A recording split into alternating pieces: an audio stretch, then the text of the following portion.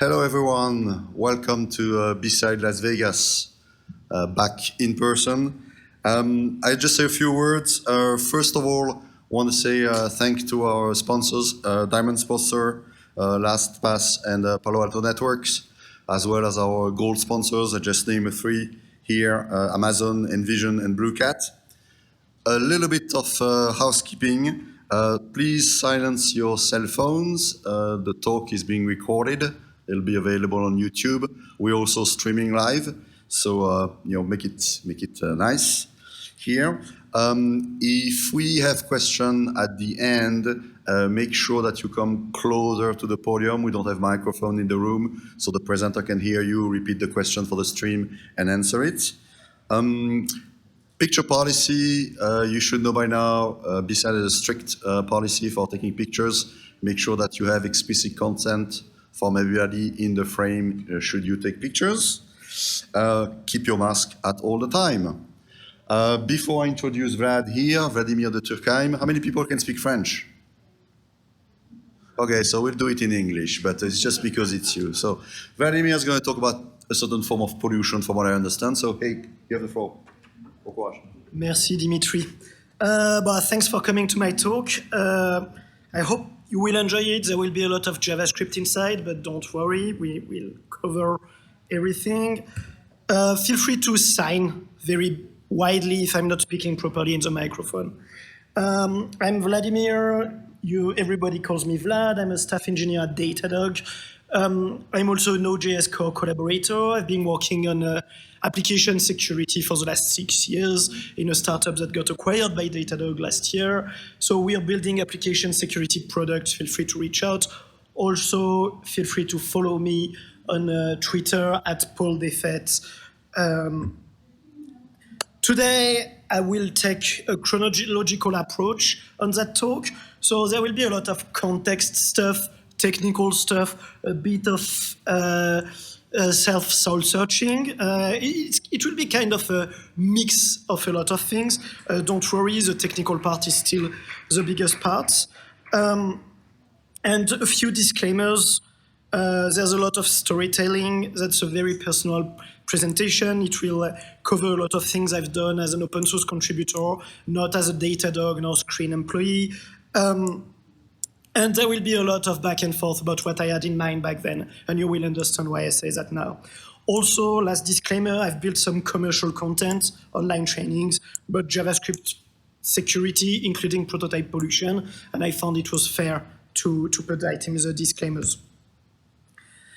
Okay, so it all started with a bug bounty program. So how many of you are familiar with NPM as a package ecosystem? Okay, a fair amount of people. So just quick reminders, it's the most popular package ecosystem in the world, and you can take this graph at any time in the past few years, it will look the same.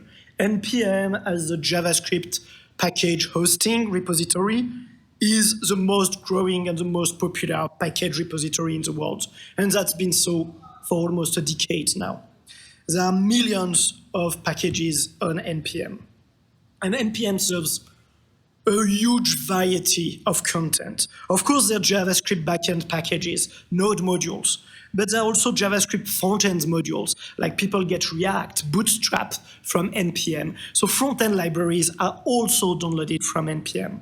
You have WebAssembly code that is distributed over NPM because it's used on the web, so why not? And you have native executable. Those are the native add-ons used with Node.js. So if you want to, for instance, use SQLite, you're likely to use the SQLite 3 native add-on on Node.js, and that might be precompiled or not. For instance, Datadog has a couple precompiled native executable on NPM to patch Node.js directly, or even code in C, C++, Rust, that can be compiled at install time for Node.js. So why do I say that? Well, in 2016, the question of vulnerable/malicious package was a bit undefined. NPM as a commercial entity did not want to do any strong effort in that direction. They had a lot of other things to do, and that was fair from their point of view. Snyk existed, but was still fair new, and that's a commercial tool. And the node security project, which was basically an alternative to Snyk, was deprecating because they got acquired by NPM to do something totally different than vulnerable package management. So the node security project came to the Node Foundation and say, hey, we've got this database of vulnerable and malicious packages. Do you want it? Do you want to be in charge of NPM security as the Node.js Foundation? And we said yes. We were probably young and crazy. So we created a Node.js ecosystem bug bounty program. And HackerOne was extremely nice. They offered us a free plan for the ecosystem. And we also have a free plan for Node Core. So if you find vulnerabilities in Node.js, feel free to report them on HackerOne. I will be happy to review them. And we started a bug bounty without rewards. And depending on the case, sometimes the owners of the vulnerable packages would give rewards. So for instance, the Versal company had vulnerabilities in a package themselves, and they rewarded the hackers with $500 from time to time, which was very generous. And that was a lot of work handling this bug bounty program, especially when I was by my own for the first 6 months, because we had hundreds of reports. And usually reports, there are trends. When people find a vulnerability, in such ecosystem, people will do everything they can to find the same vulnerabilities in similar packages. And that's actually important for the rest of the talk.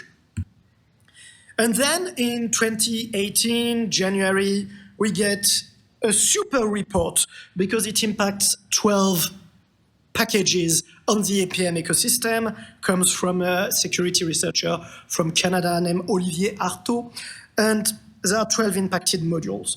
But the weird part is it talks about prototype pollution, and we had no idea what prototype pollution was back then. That was the first time we heard about it all together, and we did not find any literature.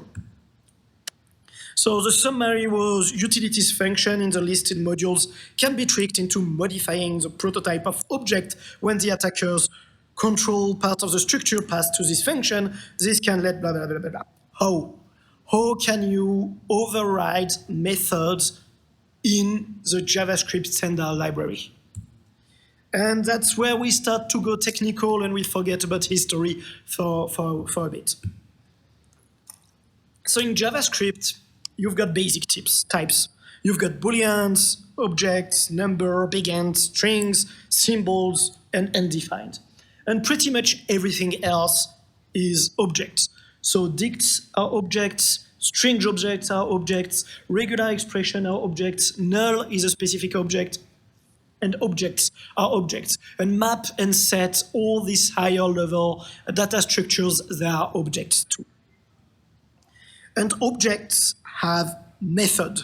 So for instance, if I call on the dict foo1 has on property foo, it will return true.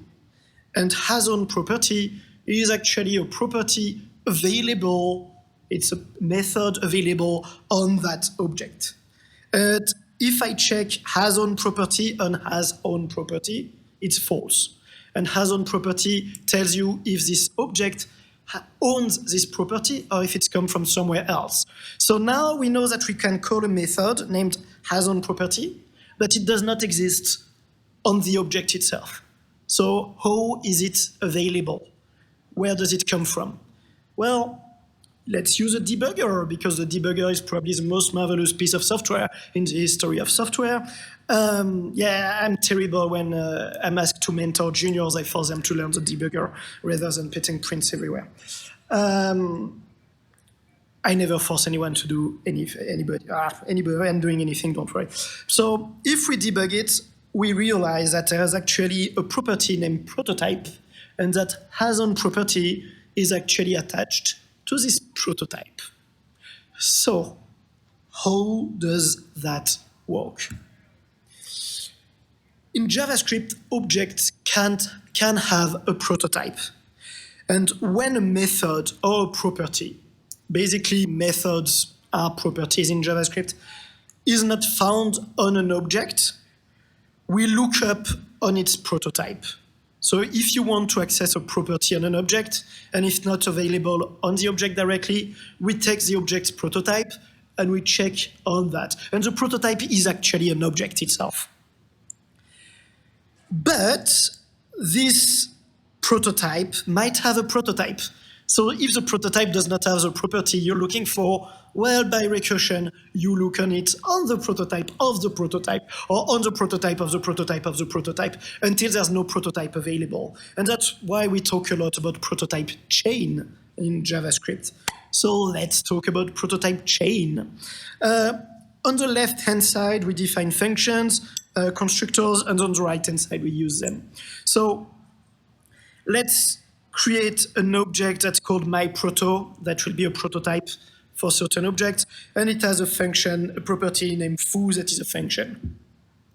Then we define a class with the old style in JavaScript, where you define just the constructor and you attach a prototype property on that constructor. And here we put our own prototype with bar and hello world as properties. And then we defined a new style class that extends the old style class and has baz as a property. So if we create an item, an object, from this class here, well, it has the property hello available because it's available on the prototype of old styles class that is actually implemented in our new class. So that's just basic inheritance in any object-oriented language, but with prototypes. And if we call baz, it's available because it's on the prototype here. And if we call bar, it's available because it's on the prototype here. Same thing, if we call item2, it will share the same prototypes. And if we create item3 and we call the method setPrototypeOf, because why not? We can, this method exists. And we use myProto, well, now the prototype for item3 will be myProto, and we have selected an arbitrary prototype. And what's interesting is that prototypes are objects, and they are not defined multiple times in the heap. There's only one instance of the prototype as an object in the heap. So, for instance, item2 and item1, you know they are created with new on the new style class. So their prototype is the same object. We can check equality, object equality on their prototype value. But this prototype has another prototype that is the one from the old style class because inheritance, because the new class is actually extending the old style class. And all of these prototypes, they actually have another higher level prototype that is the object.prototype, the default prototype for objects in a JavaScript heap. And on the other side, item3, its prototype, it's myProto, and the prototype of its prototype is object.prototype. Okay, so the gotchas are objects have prototype. Properties come from the prototype or the object. When they are not found on the object, we look up on them on the prototype. And prototypes are the same for two different objects. Multiple objects can have the same prototype that are exactly the same object in heap. And we can access the prototype from the object directly. That's where JavaScript is a bit special. So here I've got a class, and I create two instances of this class. One with BSides and the other Vegas. And if we call myItem.hasOwn property showProp, it will tell us false. Also, it's worth noticing that hasOwn property is actually available on the object prototype. It's coming from the highest prototype in the prototype chain. Okay, so we can call object.getPrototypeOf, and that will return the prototype. So in our case, showProp is accessible on the prototype of my item. I don't think anyone has said that much prototype in a talk in few years. Then you can also access the prototype by calling __proto__. That's a kind of outdated way to do it. It's deprecated officially, but we can't really remove it from the web platform, whether that's the front end or the back end, because it will break everything. So there are options to disable it. We'll see that later. But you can access the prototype through the __proto__ property. Or each object in JavaScript has a reference to its constructor. And remember, the prototype is just a property on the constructor. So if you access the constructor of an object, then the prototype value on the constructor, you have access to the prototype too. And just to re-explain that prototypes are single instance of objects, if I take my item and my item 2 and I compare their prototypes, they are exactly the same objects. Okay, I think I'm good with explaining how prototypes work in JavaScript. Hopefully it was not too confusing. So what's a pollution? Now that we know what a prototype is, let's pollute them. A prototype pollution happens when an arbitrary payload handled by the JavaScript codebase can overwrite properties or methods on the prototype chain. And that's pretty much it. And that happens usually when a merge function is called. We'll see why now. So here I'm using the Hook library in an outdated version. It was part of the original report by Olivier Artaud on prototype pollution. So I create a malicious payload with a property name __proto__. Remember, that's one of the way of accessing prototypes from an object. And then I place a property named oops on it with it works.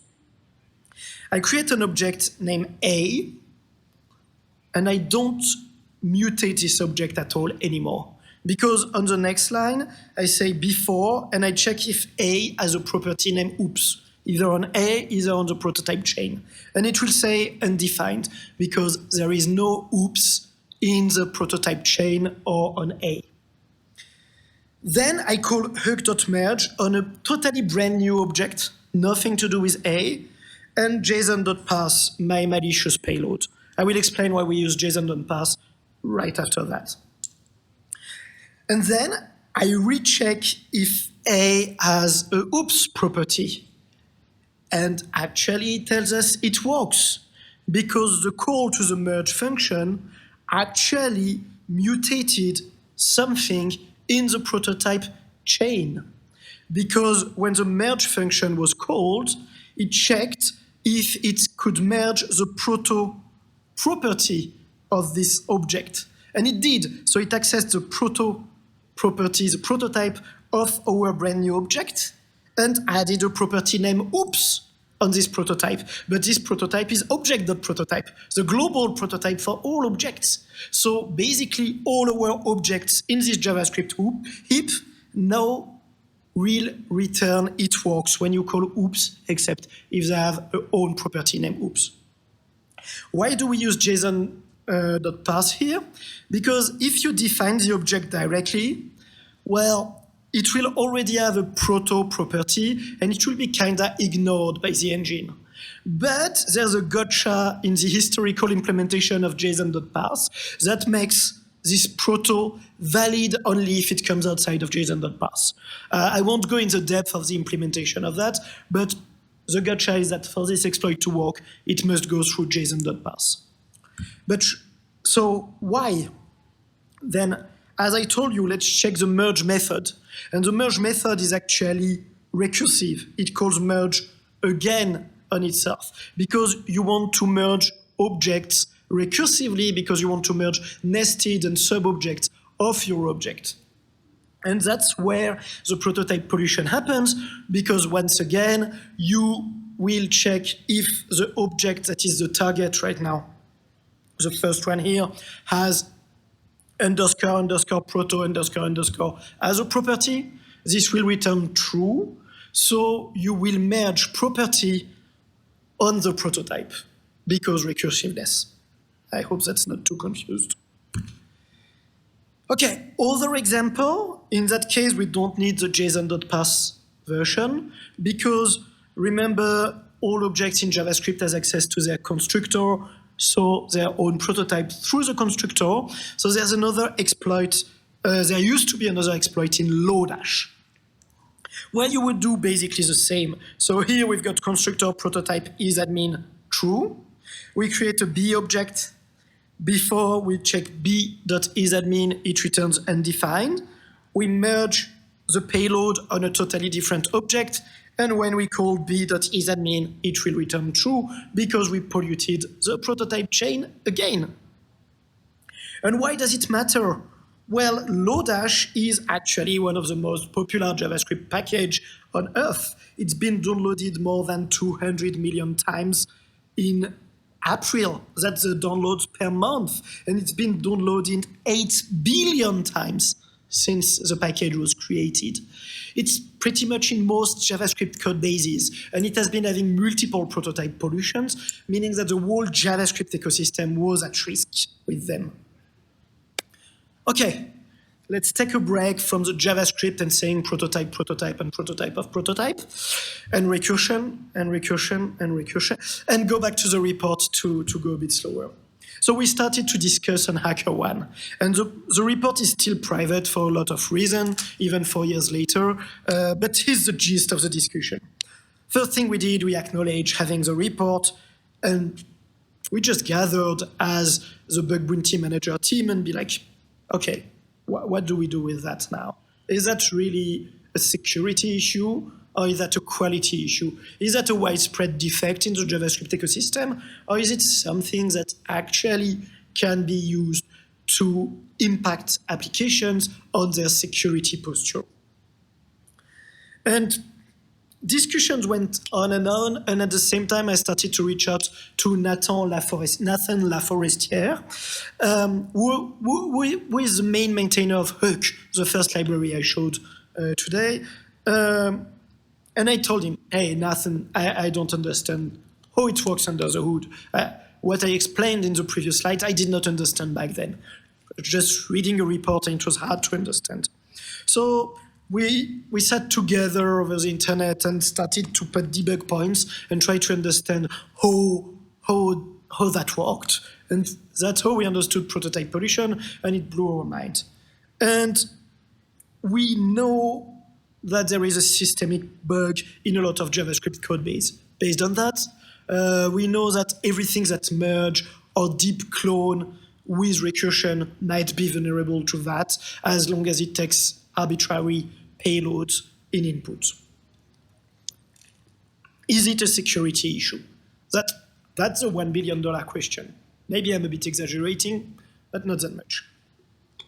So we challenged a bit, and the reporter actually provided an exploit in an existing code base, Node.js code base, some kind of CMS/blog management. I won't name it because it's the reason why the report is not public yet, because it's been fixed in it but never published properly.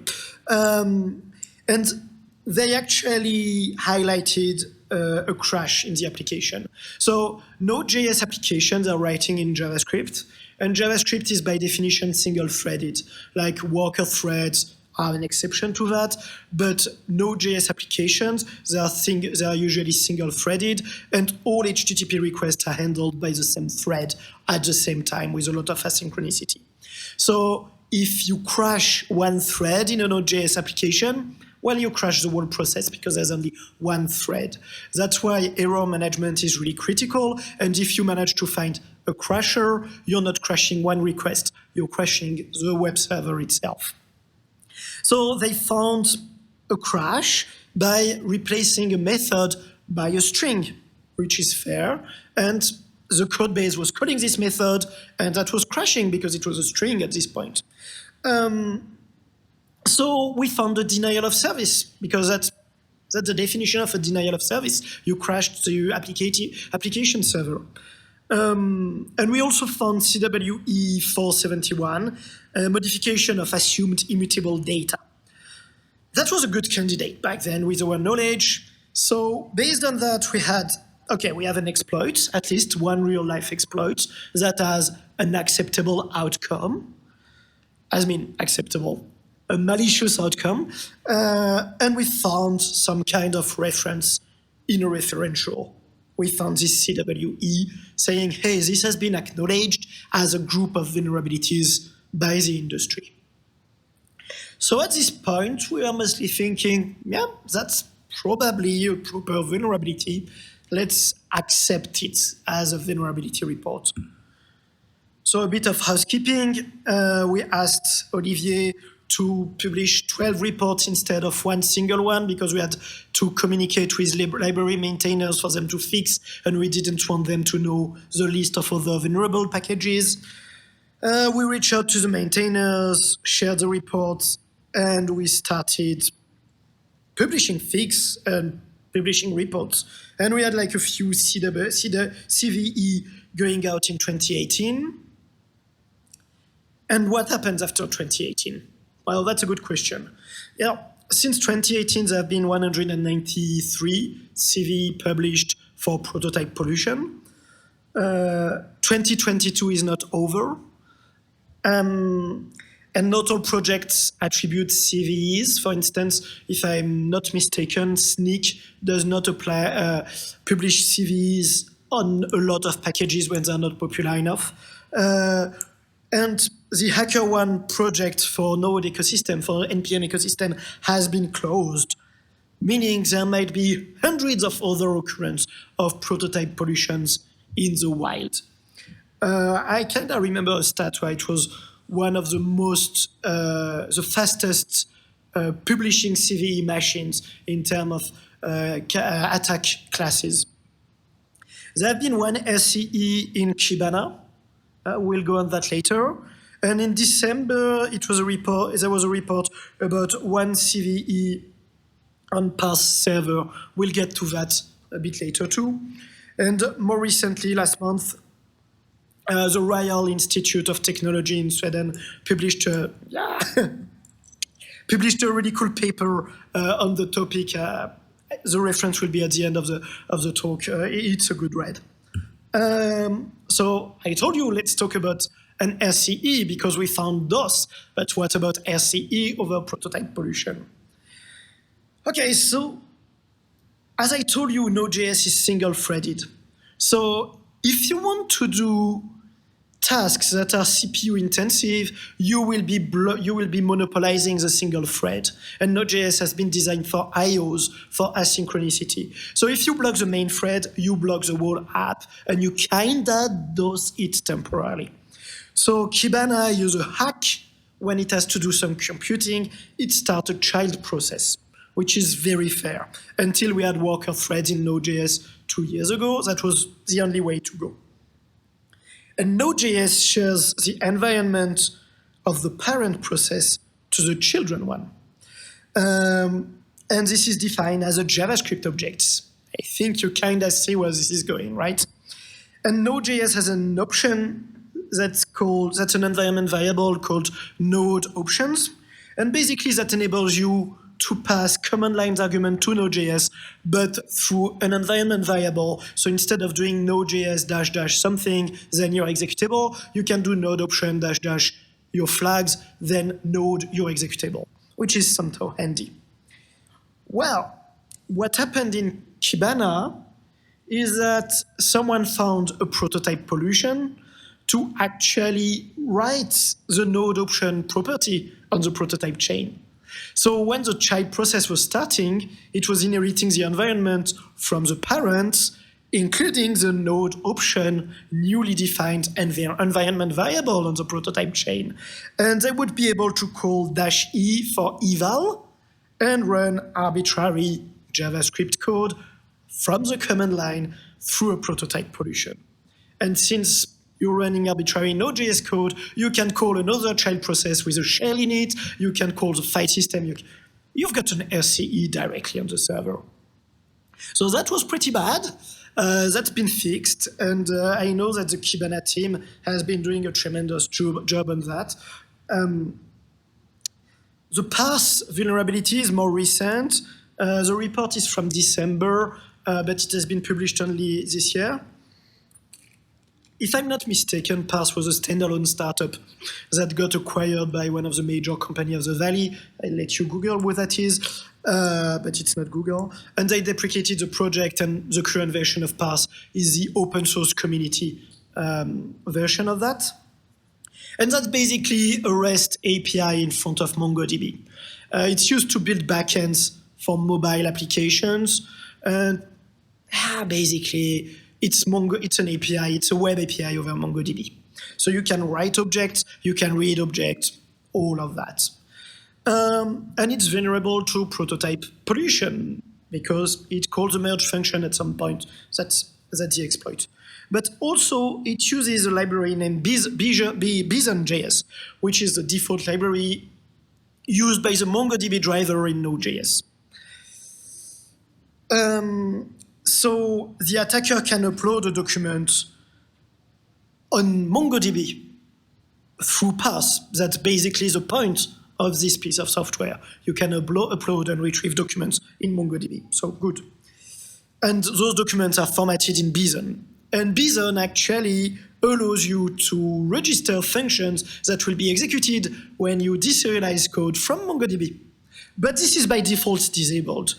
You need to enable the eval functions property on the Bison library to make the code executable.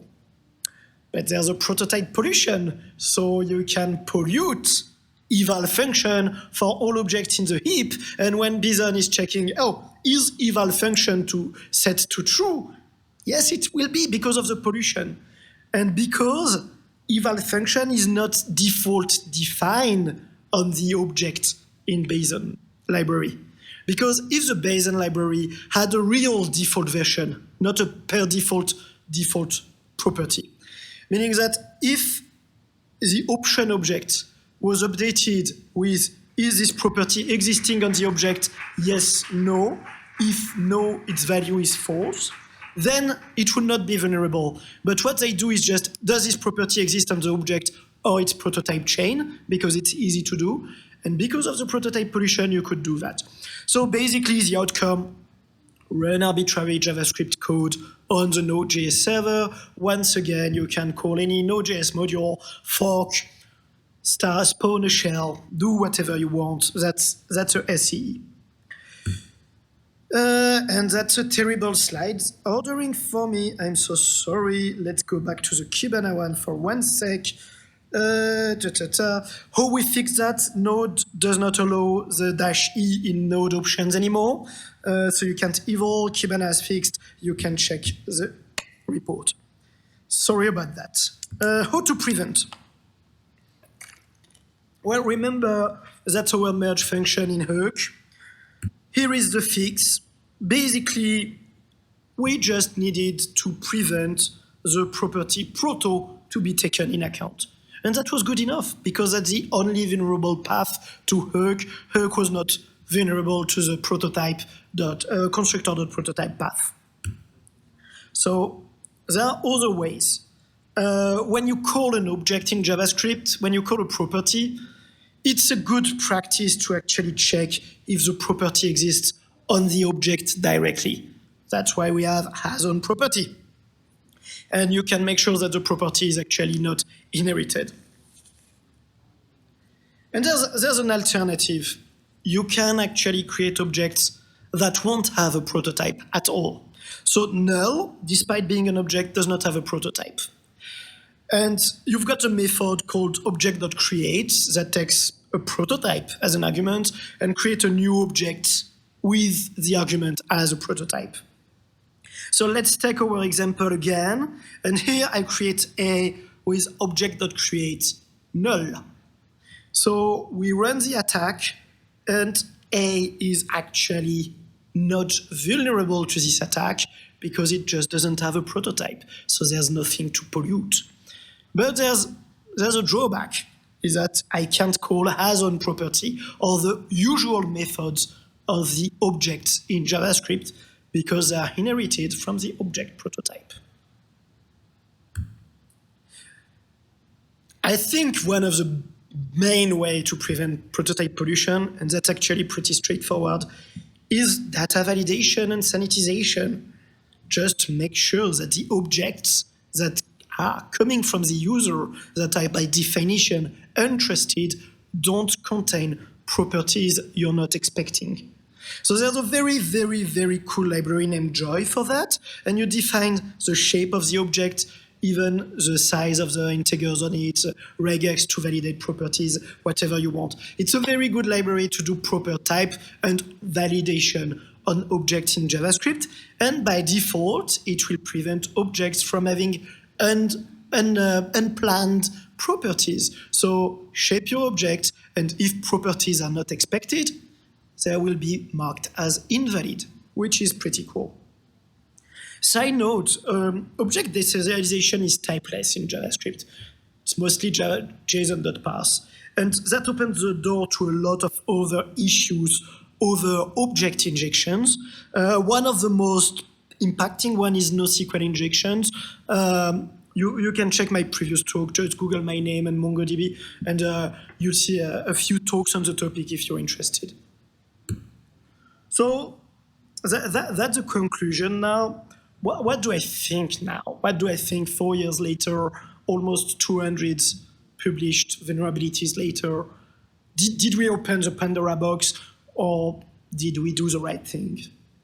Well, during the process of accepting the first prototype pollution report, there was a lot of uncertainty.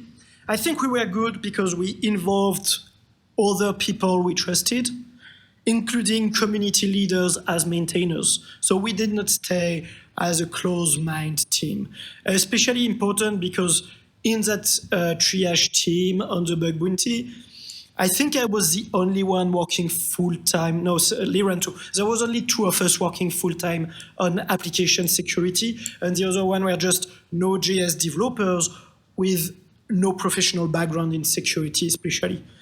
So I think we did the right thing by gathering group intelligence on that.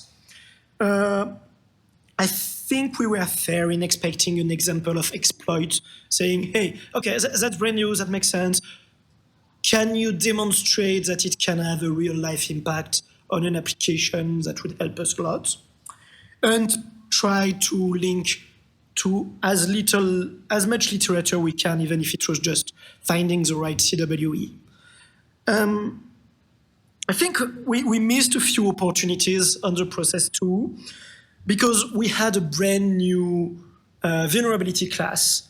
We knew it was largely impacting JavaScript as an ecosystem, and we did not do what we should have done, which is sit together with the Node.js core team and say, hey, we need to compute the threat model and evaluate if there is something in Node that could be abused over prototype pollution.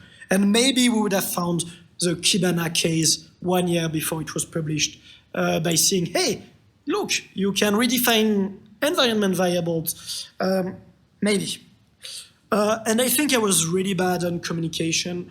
I let Olivier give the talks on that, which is fair. He was the one who found the vulnerabilities. Fun thing, the next year at OWASP California, I was giving a talk about Node.js security model, and he was in the next room giving a talk about prototype pollution. And Olivier moved to something else after because he's a security researcher, and we probably should have run that bike as community leader and security leaders in the JavaScript ecosystem, evangelize. That's actually my first talk ever on prototype pollution, and I think that's a missed opportunity on my side. For the fun story, a couple years ago, someone tried to tell me there's a prototype pollution in my code, and I demonstrate that it was unexploitable, but sometimes, you know.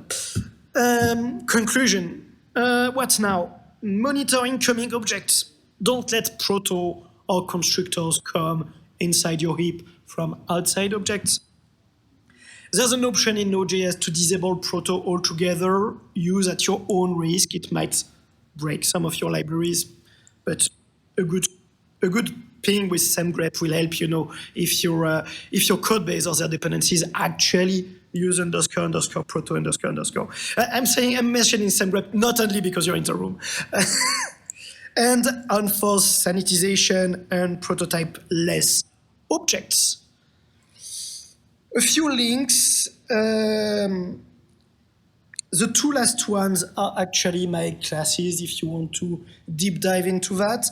The one that's here, Pollute Me, it's actually a GitHub repo where I have written a vulnerable code base. You can download it, start the Docker repo, and try to exploit it.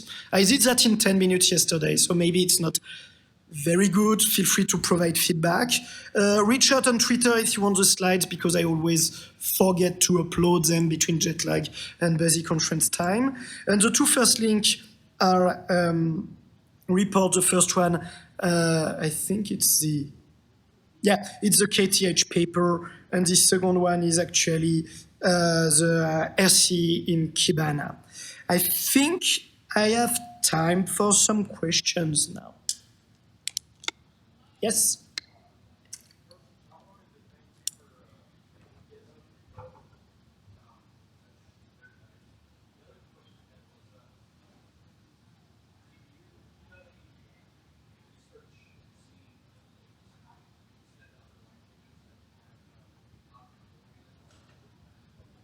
So the question is, did we do any research to see if other languages were vulnerable to similar class of attacks?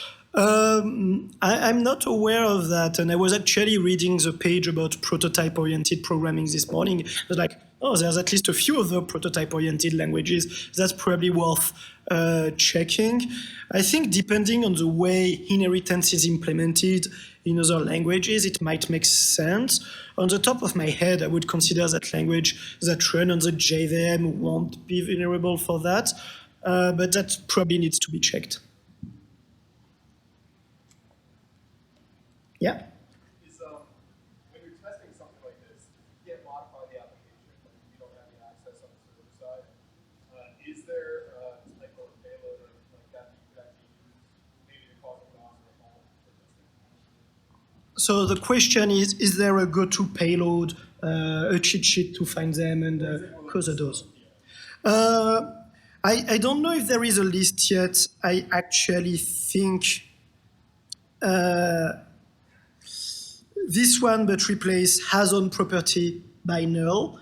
And same thing on that one. That should do the trick, and just check the object prototype on NDN, write a script, and you can use one single payload to override all of these values. So you will soon see, I think you've got a 70% chance of crashing the application if you manage to override them. So yeah. I can try to upload something on GitHub later. Yeah. Why was the bug bounty shut down? Sorry? Why was the bug bounty shut down? Why was the bug bounty shut down for Node ecosystem, not Node Core? Mostly because NPM was acquired by GitHub. That was the best move for the JavaScript ecosystem. And now GitHub, also NPM started to do bug bounty, vulnerability report as a feature in NPM with NPM audit, then got acquired by GitHub that has security features.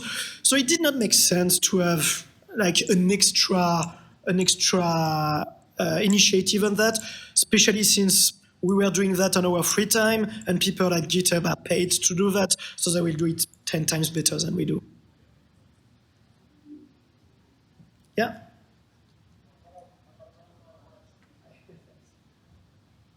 So the question is, do we have any regression testing that we're doing on all these projects? Do we have regression testing on this vulnerable project?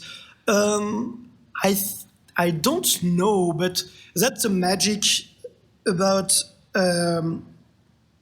fashion in the bug bounty world, is that, so when we started the ecosystem bug bounty, the first report we get was directory traversal in application used to serve static content. And if you check the outcome of this bug bounty, I think probably the first 50 reports were that. Then when prototype pollution was published, we had probably 50 reports for prototype pollution. So I would say that people who are trying to get Karma and HackerOne are the regression testing for that, if I may. Yeah. Has the Google open source package or open source kind of